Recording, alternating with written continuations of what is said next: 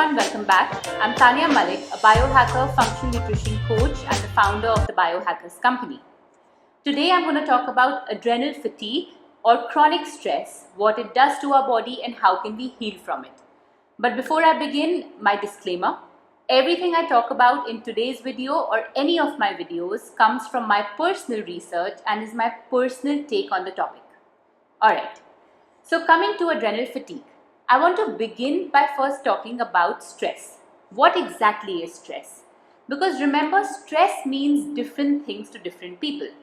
But what I understand is a lot of us are wired to look at stress as something that is only negative.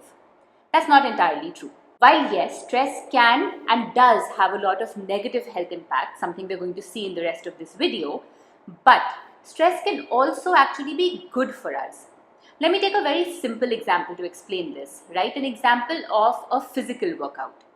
Every time we choose to do a physical workout, we're actually putting our body through almost intense amounts of stress. But this stress, as we all know, is good for our physical health. Why? Because of three things. One, this is voluntary stress. Second, it's for a short period of time. That means it begins and then it ends.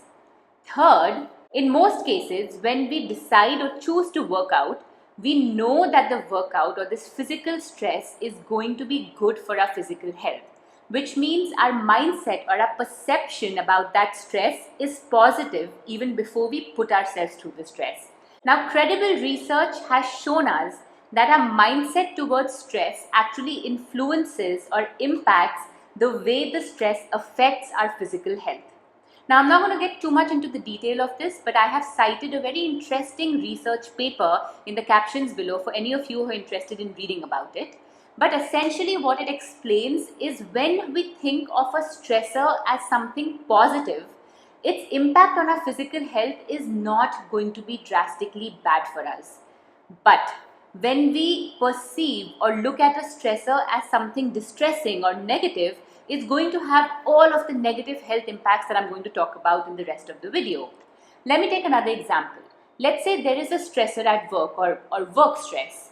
Now, if somebody views this work stress as something positive, as maybe an opportunity to grow, if they assume that the stress is going to make them more productive, give them more opportunities, help them climb the corporate ladder, that stress will actually not have negative health implications for that particular person as compared to someone who views and reacts to the stress at work with a negative mindset. Having said that, also keep in mind that stressors or the source of stress is different for different people.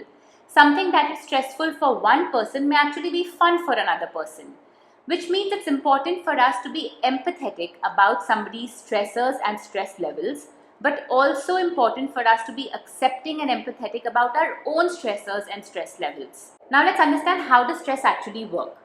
Every time there is a stressor or we get stressed, our body releases this hormone known as cortisol.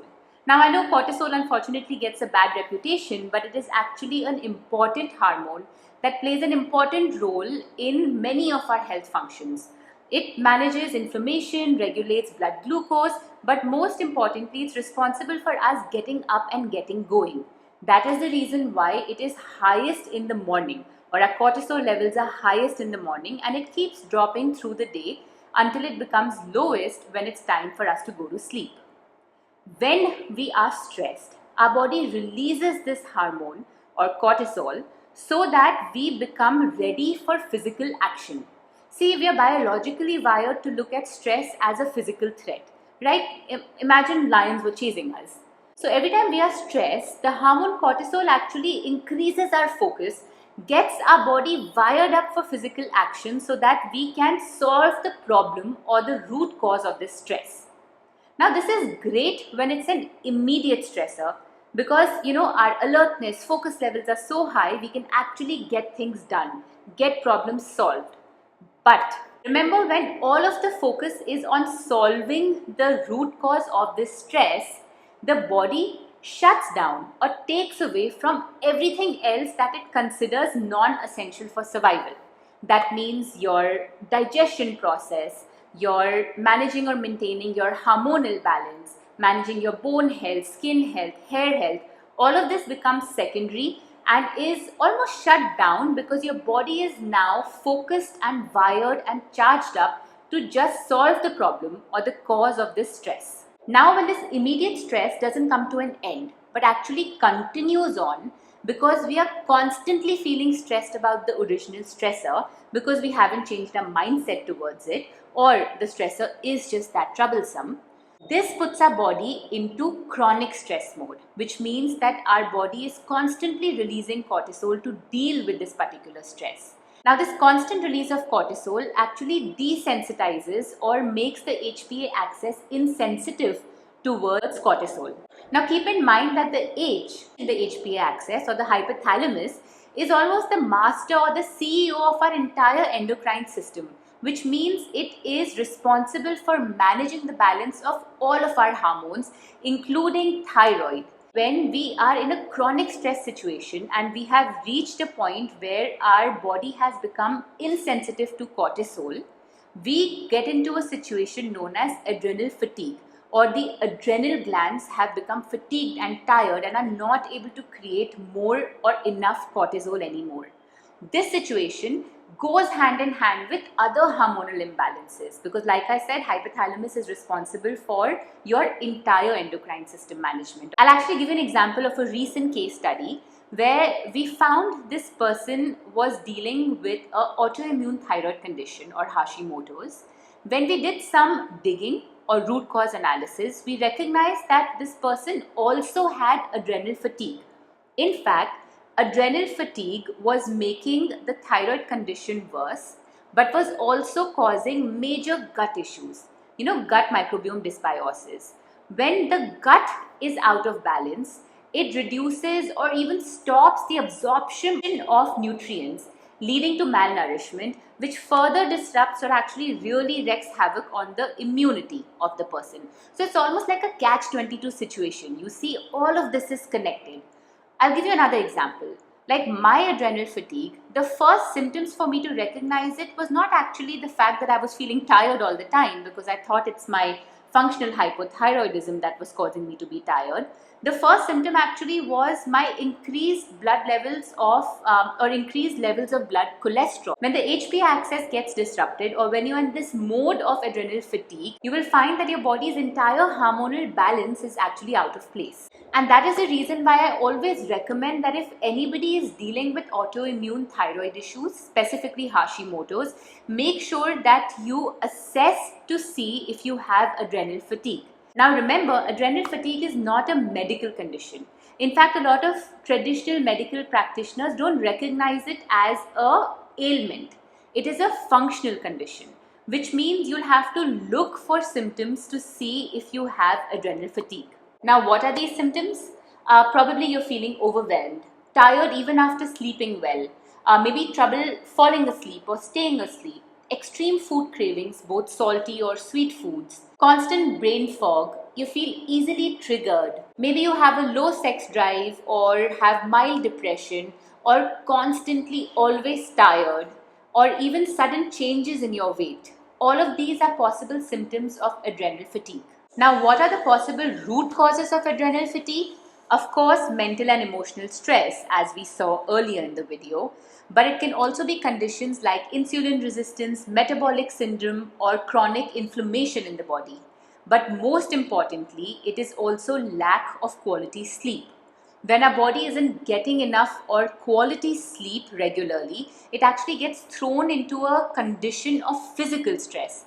Keep in mind that when researchers are working on lab rats and want to put them in a situation of stress, they simply don't let them sleep. Now, how do you heal adrenal fatigue? Number one, of course, is rest and sleep. Ensure to get minimum 8 hours of quality sleep every single night, and ideally before 11 p.m. Second, balance your blood sugars or heal your insulin sensitivity. Of course, diet plays a major role in this, but I will put out another separate video talking about insulin sensitivity because it's just that important. Third, eliminate any triggers from your food like gluten, dairy, soy, sugar, refined oils. And fourth, of course, reduce emotional and mental stress, which begins by shifting the mindset towards stress, like we had spoken about earlier in the video. But it's also important to add breathing exercises, meditation, journaling, or socializing, whichever makes you happier. But most importantly, mandate at least 1 hour of me time every single day. Now, this me time can look different for different people.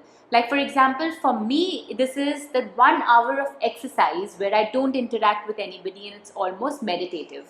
So, find what works for you, but make it mandatory to have that 1 hour for yourself every day. Lastly, it's important to do a content detox. See, when you watch content that is stressful, it actually shifts you into a stressful mindset.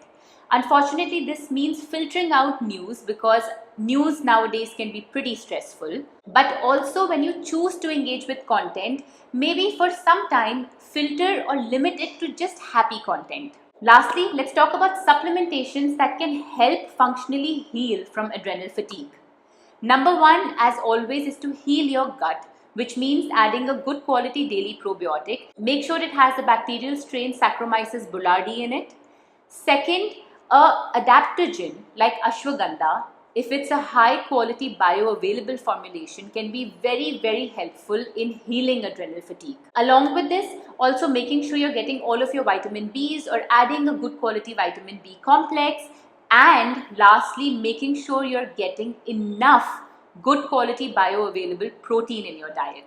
Now, I hope this was helpful. If you have any questions, I'm happy to answer them. Thank you so much for watching. Don't forget to like and subscribe. And as always, please leave comments and let me know if you want me to talk about something specific.